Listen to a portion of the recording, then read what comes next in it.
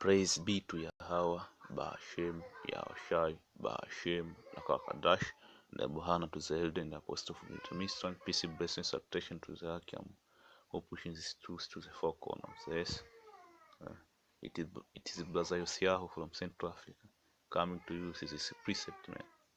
Today I'm going to talk about the second days. The first days was during the time of flood, man, where the Lord, our Lord, powerful,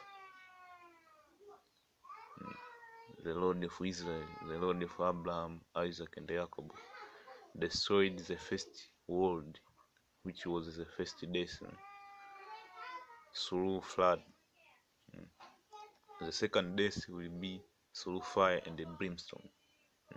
And Sodom and Gomorrah was set as an example. So this is 2 Peter 2 and 5. And he spared not the old world, but saved Noah the eighth person, a preacher of righteousness, bringing the flood upon the world of one God, and turning the city of Sodom and Gomorrah into ashes, condemned them which are overthrown, making them an example unto those that after should live ungodly. So the first days of the old world was destroyed through the means of flood. So the Lord Yahawah Bahashem Yahushai set an example on Sodom and Gomorrah. So the way he destroyed Sodom and Gomorrah through an eternal fire, tempest and brimstone, it was leveled to ashes, man. That is the second death. So all of the things which were done previous and written were written so that we can study and know, because there is no new things under the earth. The things which were done in Sodom and Gomorrah, the destruction which were brought in Sodom and Gomorrah, and only few people were saved, few righteous people were saved, that things is going to repeat itself. We call it the second death. So let us go and see how the second death will occur.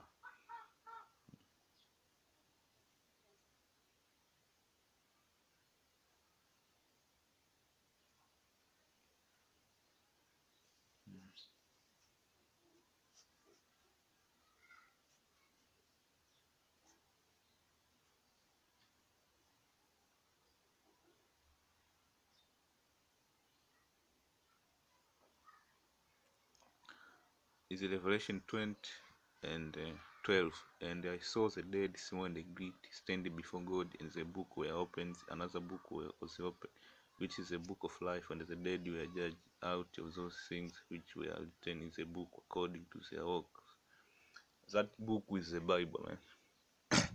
When you preach like now, the people get condemned, which those which are unable to receive this truth are condemned, man. If you receive this truth, you have been forgiven, man. Because if you receive this truth, if you get baptized by the scripture,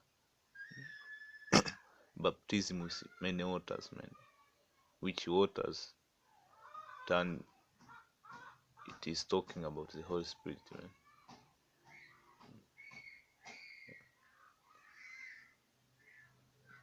If you get baptized with this word, when the apostles are preaching on them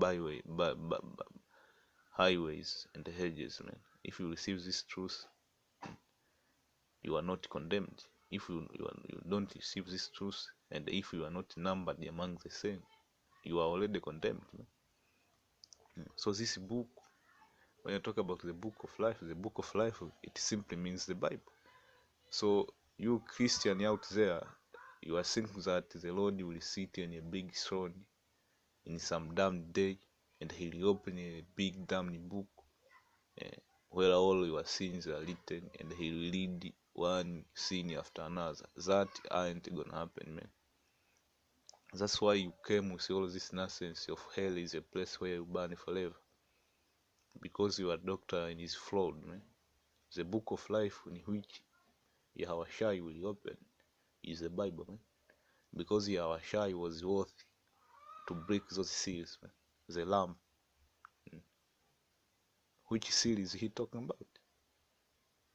the Bible was sealed, man. Nobody could understand the Bible until recent, when the men of the Lord came in the scene, starting with the apostle and the elder of Great Ministry. So through the spirit of YAHAWAH HIMSELF, they are able to understand the Bible, because the Lamb, which is YAHAWAH, broken those seals, man. So this is the book of life. The book of life is being opened now. If you want to receive the word of this book, which is a volume of book, you have already been condemned. So the dead, which means this as a nation, man. The dead great and the small, man. It doesn't mean the dead, those who were dead in their grave, they will be judged. The dead is talking about the other nation, man. Go and read in the book of Isaiah, verse 14. And the sea gave up the dead which were in it, and the death and hell delivered up the dead which were in them, and they were judged every man according to their work. So he's talking about the sea and death and hell. Don't think that hell will vomit some people and the actual sea will vomit some people so that they can be judged by that large book, so that they can go in a place where they burn forever. This is not talking about that. When you're talking about the sea, we are talking about peoples, we are talking about nations. When you're talking about the hell, we are talking about the peoples who are living in the lowest condition. All of them will be judged, man. And the death and the hell were cast in the lake of fire. This is the second death. So when Christian says that hell is a place where you burn forever, why is hell be cast on the lake of fire, man? What is this lake of fire in which the Bible is talking about? So this is the second place. The second death will be by means of fire. The first death was by means of water. So we have already seen that there is no such a place called hell where you burn forever. Hell is a condition. It can be a state of mind or physical condition. When somebody is rich, he is not in a physical hell. He is not in hell as a physical condition because he is rich. But when that rich man began being fucked by strange apparition and then to get a demon, that is a state of mind hell. He is in hell right there, man. So there is a physical state of hell and a mind state of hell. You can be as rich as Queen Elizabeth, but when strange apparition or demon start fucking with you, which is also a judgment from YAHAWAH HIMSELf, that is hell right there, man. So this lake of fire, what is this lake of fire, man? Remember, the Lord uses the wicked as his sword, man. He used the wicked as his sword. So the Lord always bring judgment through the wicked, man, as he punishes the nation of Israel for transgressing against his commandment, man. He uses the wicked, which is Esau, man, to bring judgment on us. So, and this second death, he will use peoples, man. He will use the wicked to bring judgment, man, to bring hell on us, man, to bring that lake of fire. Yeah. So let us go and see. Let us go and see.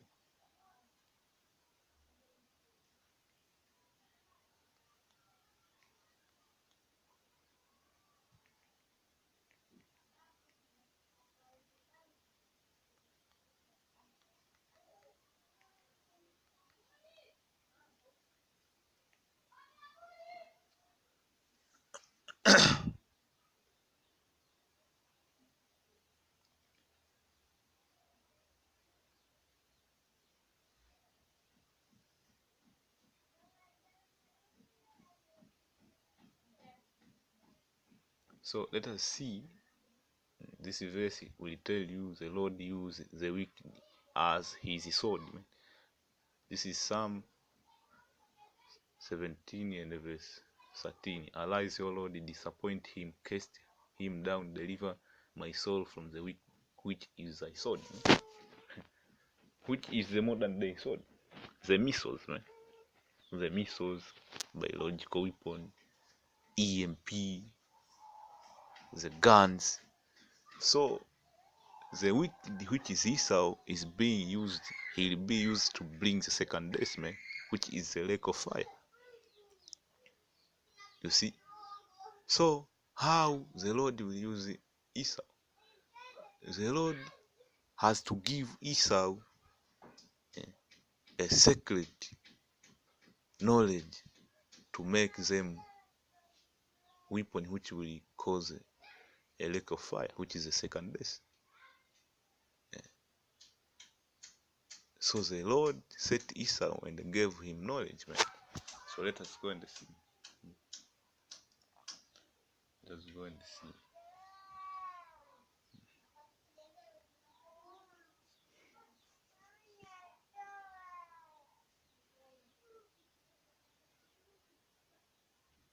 Let us say first go and see how the Lord used Esau to make those weapons of mass destruction, which will bring about the second death. Let's go and see. So the Lord has to give Esau a breakthrough.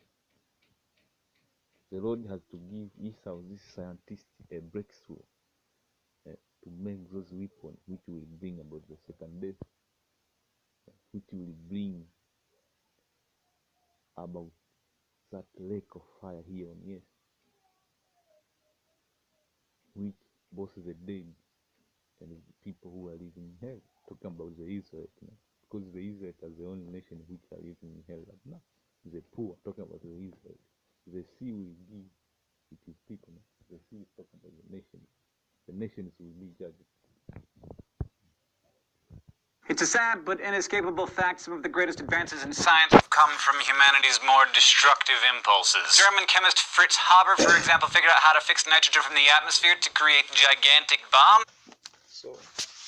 So this dude here is explaining different weapons which were created, which is the will of YAHAWAH HIMSELF, to bring those judgment and the plague upon the earth when the time comes. So here he is going to explain about the Manhattan Project. The Manhattan Project is not Esau's project. The Manhattan Project is the Lord's project, man. The Lord made Esau do this Manhattan Project to make this weapon to bring about judgment, man. To bring about the lake of fire, man. America will be turned to ashes like Sodom and Gomorrah, man. It will be turned to desert. The earth will shake like a drunkard. The earth will literally shake like a drunkard. So the Lord have to give Esau this knowledge, man. We'll go and see, they get some scripture. For right now, let's see this Manhattan Project, which is the Lord's project, man. The Lord have to give Esau the secret on how to build the missiles, man, and how to perfect the missiles, man. To perfect them in a way the Lord wants them to be. The arrows, we call them the arrows, which will be shot from the end of the earth. So always YAHAWAH HIMSELF, if he want to do something on earth, he use peoples, man. Even you Israel who says that the Lord will do the swifting himself, you are foolish. The Lord will use his prophet to do the swifting. So YAHAWAH HIMSELf created two sides, man. The left hand side and the right hand side. He uses the right hand side to bring light on earth, man. The prophets, when they preach the Bible in the street, they are opening the book of life. And we have read that the book of life were read and the people were judged. Man. That's talking about the Bible. When the apostles preach on them street, they are judging people, man. If you don't receive the word which they are preaching, you have already been condemned. Man. That is the right hand side. The left hand side, there is Esau. Man. The Lord used Esau as his sword. We have read in Psalms 17 man, and 13. He used Esau as his sword to bring about judgment. So, and the great day in which every prophet has spoken, the great day, the day in which there will be gloomness and darkness upon the face of the earth, the day in which the earth will shake like a drunkard, the day in which the island will be free, man, the day in which the great men of the world will be turned like women. He will use peoples to bring that day, because the Lord has always been using peoples. Who will he use? Esau, man, the smith, the scientist, man, to bring about the second death. So this Manhattan Project was not Esau's project. This Manhattan Project was the Lord's project. Let's go and see what is this Manhattan Project. Was used to kill people in World War I, but his technology was also used to make the world's first synthetic fertilizers, which revolutionized how the world feeds itself. Gunpowder, similarly, was discovered by ancient Chinese alchemists, but was developed by Europeans who used it to conquer half of the world. None of this is science's fault. When we discover powerful truths about the universe, it's up to us to decide how to use them, because they can either be boons to humanity or banes. And there's probably no better example of this than the work done by the Manhattan Project, the years-long multinational effort to develop an atomic bomb during World War II. It took $2 billion, roughly $25.8 billion of today's dollars, and 100% of the smartest chemists, physicists, and engineers in the US, UK, and Canada to develop and build 4 nuclear weapons. First, the gadget, the test bomb that was detonated in the desert of New Mexico. Second, Little Boy, which was dropped on Hiroshima, Japan. Fat Man, dropped on Nagasaki, Japan. And a 4th bomb that was thankfully never used. It's because of those bombs that we now live in a world where humans have the wherewithal to destroy ourselves and every other living thing on the planet. And though they effectively ended World War II, atomic bombs started the Cold War, which was almost 50 years of everybody walking around worried that they were going to be incinerated at any moment. But the Manhattan Project is responsible for humanity gaining a lot of information about the atom, and really quickly. If it hadn't been for this top-secret bomb development program, all those physicists wouldn't have been able to collaborate to make this science happen. And it's science that we're still learning from today. So this dude is talking about the physicists, those who studied the chain of reaction, uranium, because uranium, it involves the chain of reaction, man. Those physics who was able to come with the atomic reactor and they perfected the secret to these missiles. Man. Those are smiths. Let's go and read the book of Isaiah, man. Those are called smiths. The Lord made them, man. The Lord made the smiths, man. The physicists. Let's go and see the book of Isaiah 56.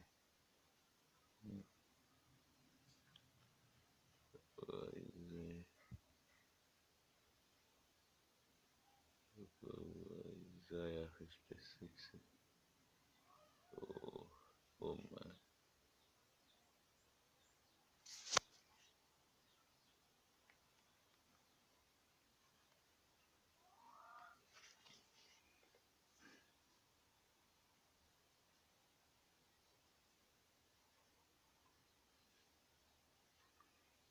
I don't remember if it is 56. 54. It was a 54. Salaki. Behold, I have created Isaiah 54 and 16. Behold, I have created the smith that blows the coal in the fire, and that brings forth an instrument for his work, and I have created the waster to destroy. So, in this Manhattan Project, different scientists from the world met and they formed a team to perfect these missiles, man, to obtain the technology to these missiles, man. So the spirit of YAHAWAH HIMSELf was on those scientists to make these missiles, man. this didn't sleep, man, because YAHAWAH HIMSELf was with them.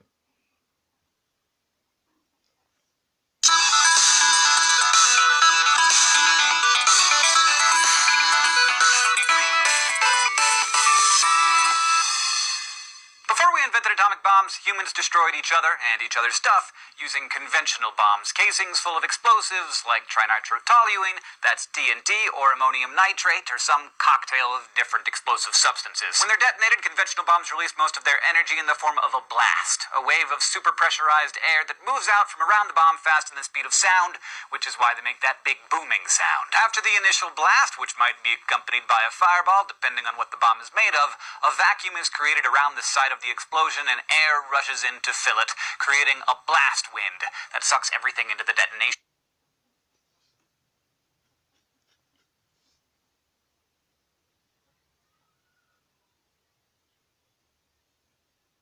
The atomic bomb, one of mankind's greatest creations, but also one of mankind's deadliest and destructive creations. This dude is talking that the atomic bomb is a man ever created. That's not a man. That is YAHAWAH HIMSELf. He used this myth to blow the coal and they create those missiles. This is the Manhattan Project. Yes, teams are on site and attempting to disarm. I repeat. Everyone, hang on! It all began early in the year 1939. The world's scientific community discovered the German physicists had learned the secrets of splitting a uranium atom. Fear soon spread over the possibility of Nazi scientists utilizing the energy to produce a bomb capable of unspeakable destruction. Two scientists. So the Lord allowed Esau to get the secret on how to split uranium, man. Because uranium is a dead metal. Here in my country, we have a place where they mine uranium, man. In a place where there is uranium underground, nothing grows on the surface. It becomes the desert. So uranium, in short, is anti-life. If there is uranium underground in a certain place, nothing grows on the surface. Mark my word, nothing grows on the surface. So uranium is a metal which was created by YAHAWAH HIMSELf, because YAHAWAH HIMSELf created all things. Let's go and see. YAHAWAH HIMSELf created all things, including the uranium metal. So let us see. Including the uranium metals. Let's see, man. Let's see. Let's go and see the John 1, man. In the beginning was the Word, which is YAHAWAH. The Word, which is YAHAWAH, was with the powers, and the Word was the powers. The same was in the beginning with the powers. All things were made by him. All things, including the uranium atoms. The uranium atom is anti-life. Where there is uranium atom inside the earth, nothing grows on the surface because it is anti-life. So the Lord gave Esau access to that atom, and he was able to split it to make the missiles, man. So technically speaking, the missiles are anti-life, man. You should fear the missiles, man. All of you stupid niggas who say that the missiles aren't real, man. The missiles are real because uranium is anti-life. And there are uranium in my country. If you think that uranium is not real, this is a bad news for you. And without him was not anything which was made, including the atoms, man, including the atomic bombs. Starting with the uranium atom was made through YAHAWAH HIMSELf to the missiles in which were the product of this uranium atom.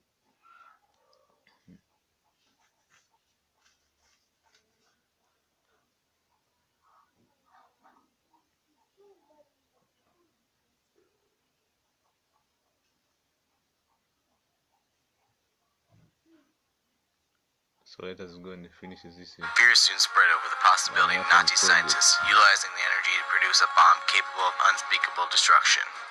Two scientists by the name of Albert Einstein, who fled Nazi persecution, and Enrico Fermi, who escaped fascist Italy, were now living in the United States.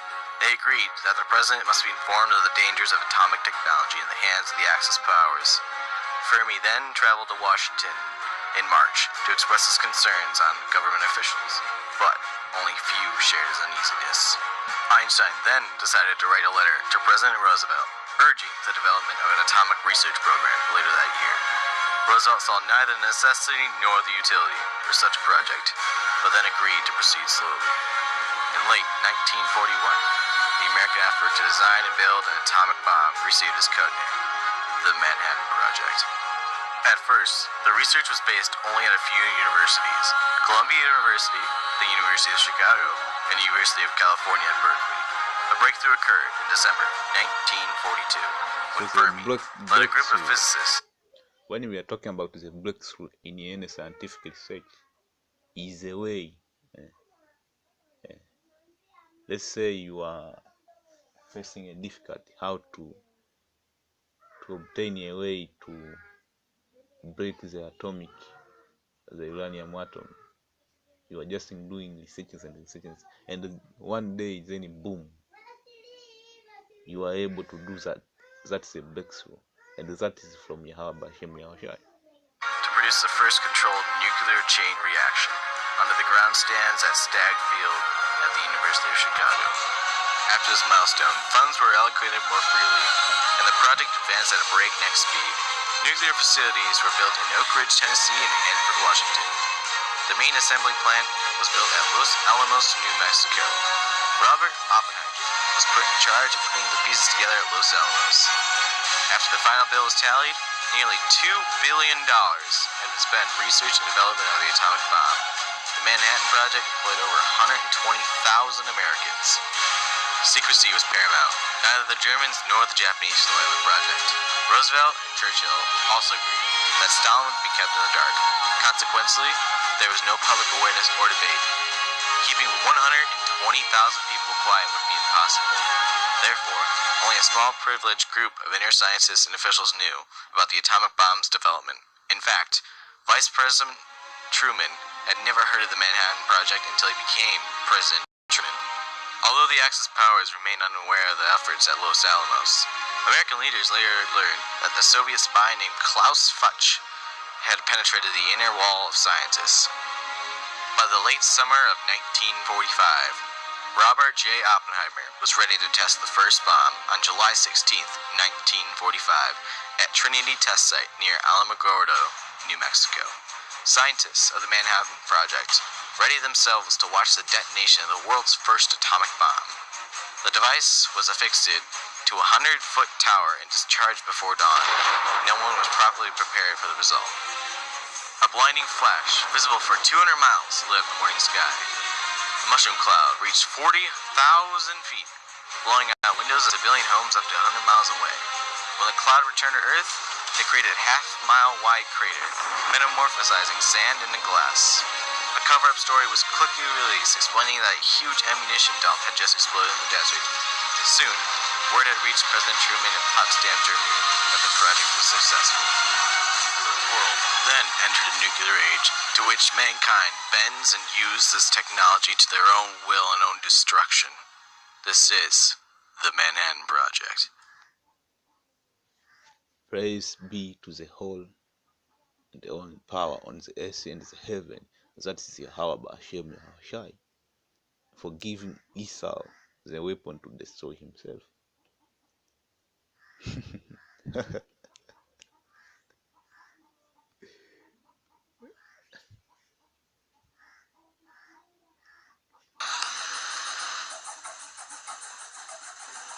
Oak Ridge, Manhattan Project, 1942. This is the perfect site for our testing facility. Yes, spacious mountainous area. These are some bitches talking nonsense. I hope the lesson was edifying. Until next time, shalom.